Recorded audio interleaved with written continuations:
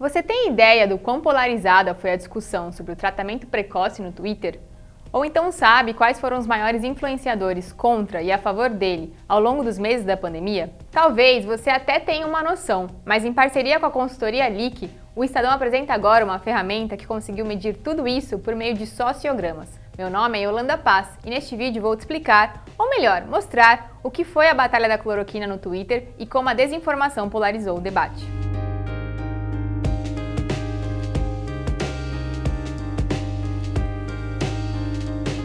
Tá, mas antes de qualquer coisa, o que é um sociograma e o que isso tem a ver com kit Covid? Sociograma é um tipo de gráfico que mostra as relações entre sujeitos de um mesmo conjunto. Neste caso, estamos falando das bolhas contra e a favor do tratamento precoce, que entre novembro de 2019 e junho de 2021 foram responsáveis por nada menos do que 20 milhões de citações a ele no Twitter. A ele e a seus sinônimos, kit Covid, tratamento preventivo, ou aos nomes dos principais medicamentos, cloroquina, hidroxicloroquina e ivermectina. Mas como essa batalha começou? E no que ela deu? Já adianto a vocês que neste enredo o presidente Jair Bolsonaro foi bastante protagonista, e uma polarização foi identificada desde o princípio dessa discussão. Vamos retomar então os fatos mais importantes dessa batalha e mostrar como eles influenciaram os sociogramas dos diferentes períodos. Partindo para os nossos gráficos, a consultoria Leak identificou alguns picos importantes de debate no Twitter, principalmente durante a primeira onda da pandemia e depois na segunda onda, que também coincide com o início da vacinação no Brasil. Como vocês podem ver, é em março de 2020 que as menções à cloroquina começam a crescer, com as pessoas se interessando pela busca de um tratamento em potencial para a Covid-19. Naquela época, Donald Trump defendia o medicamento com entusiasmo, embora a Anvisa dos Estados Unidos já dissesse que faltavam ensaios clínicos.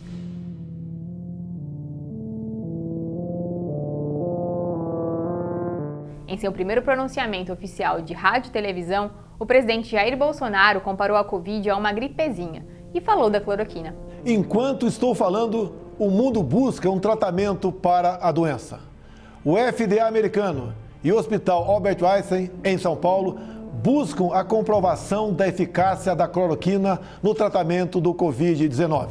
Poucos dias depois, o uso emergencial da cloroquina é autorizado nos Estados Unidos para pacientes hospitalizados. E Bolsonaro passa a citar o medicamento como a solução para preservar empregos no Brasil. Ocorre em seguida o primeiro pico de menções à cloroquina no Twitter, quando Bolsonaro anuncia a produção do medicamento pelas Forças Armadas.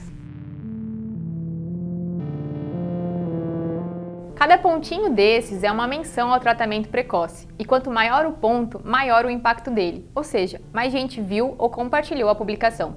Esses são exemplos de tweets que tiveram um grande alcance naquele período. As cores mostram sua posição. Quanto mais laranja, mais a favor, e quanto mais roxo, mais contrário ao tratamento precoce.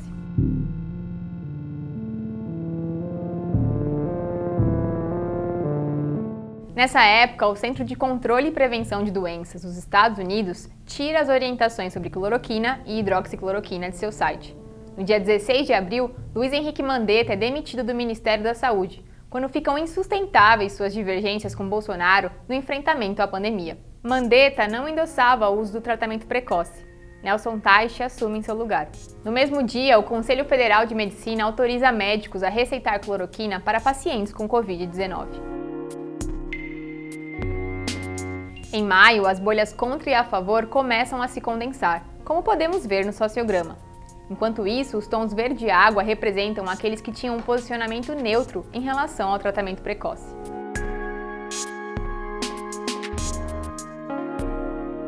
Nessa época, mais um ministro se recusa a apoiar o amplo uso da cloroquina, por não ter eficácia comprovada. A vida é feita de escolhas, e eu hoje escolhi sair. Coube então ao ministro interino, general Eduardo Pazuello, liberar a cloroquina para todos os pacientes com Covid-19.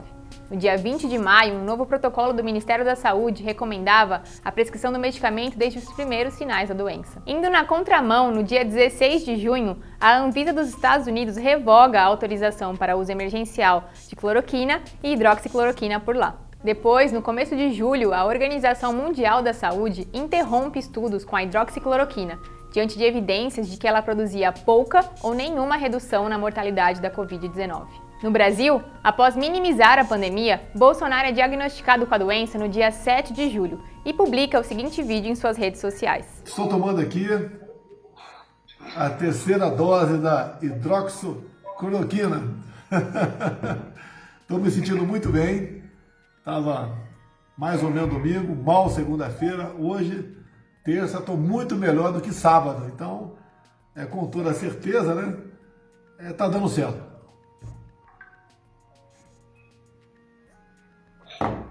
Sabemos que hoje em dia existem outros remédios que podem ajudar a combater o coronavírus. Sabemos que nenhum tem a sua eficácia cientificamente comprovada, mas mais uma pessoa que está dando certo. Então eu confio na hidroxicloroquina. E você? Valeu, tamo junto! Um novo grande pico acontece no Twitter, agora com as bolhas contra e a favor bastante polarizadas. A hashtag Força Bolsonaro, que apoia o tratamento precoce, tem mais de 20 menções em um único dia.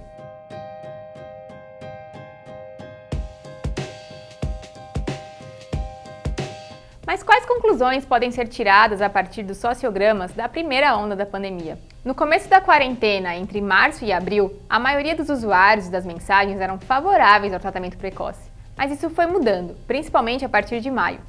Já em julho, 54% das mensagens e 73% dos usuários eram contrários ao kit Covid. Mas é interessante destacar que durante a primeira onda inteira, o alcance dos tweets da comunidade a favor do tratamento precoce foi até 3 vezes maior do que o alcance da comunidade contra. Porém, o estudo da LIC mapeou que na bolha a favor, o número de perfis válidos era limitado. Já no final da primeira onda, a Anvisa proíbe a venda sem receita da cloroquina, hidroxicloroquina e ivermectina. De agosto a dezembro, o Brasil vive um momento de flexibilização da quarentena. E nesse período, não há grandes picos de menções ao tratamento precoce no Twitter. A polarização, contudo, fica bastante nítida, com as bolhas ainda mais separadas. Um dos picos mais relevantes do período acontece no final de outubro, quando o presidente Bolsonaro afirma que não iria comprar doses da vacina Coronavac e desautoriza Eduardo Pazuello. Um dia antes, o ministro havia informado a aquisição de 46 milhões de doses do imunizante.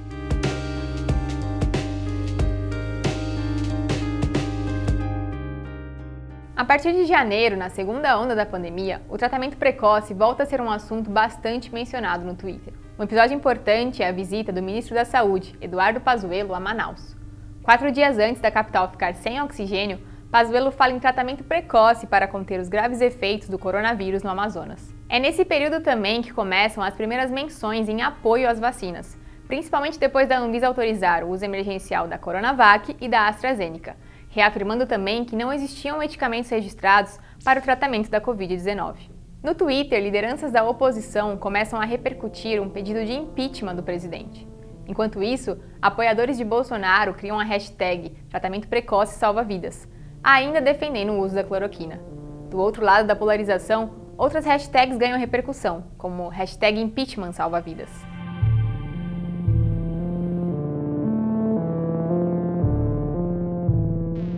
Porém, justamente nesse início da vacinação, há uma inversão, e o alcance dos tweets contrários ao tratamento precoce é 1,5 vezes maior do que o alcance da comunidade a favor.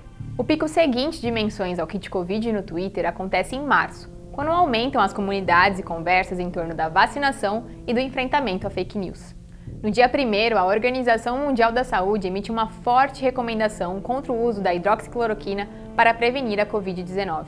Além disso, é no dia 14 desse mês que Bolsonaro decide tirar Eduardo Pazuello do Ministério da Saúde.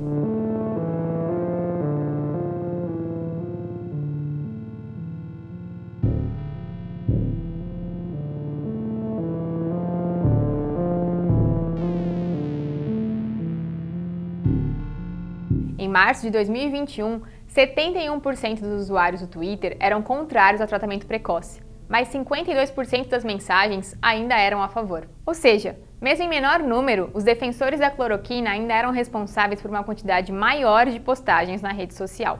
Mas a chegada da CPI muda esse cenário e enfraquece ainda mais o discurso pró-cloroquina nas redes. Grupos defensores do tratamento precoce já eram minoria no número de contas, mas agora também perdem de longe no total de atingidos. Em maio, o alcance das mensagens contrárias a esses medicamentos chega a ser o dobro do alcance das publicações favoráveis ao kit Covid. É o inverso do que ocorreu no primeiro ano da pandemia.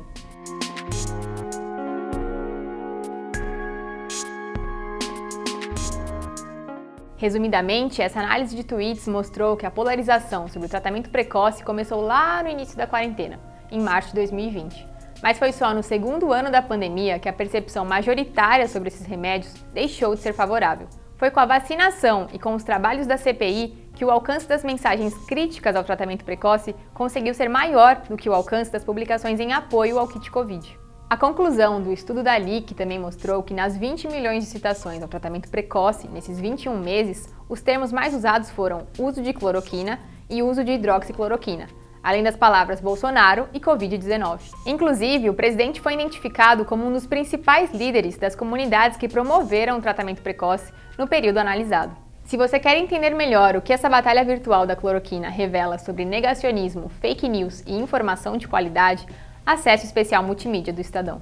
O link está na descrição deste vídeo e lá você encontra entrevistas com especialistas no assunto. Até uma próxima!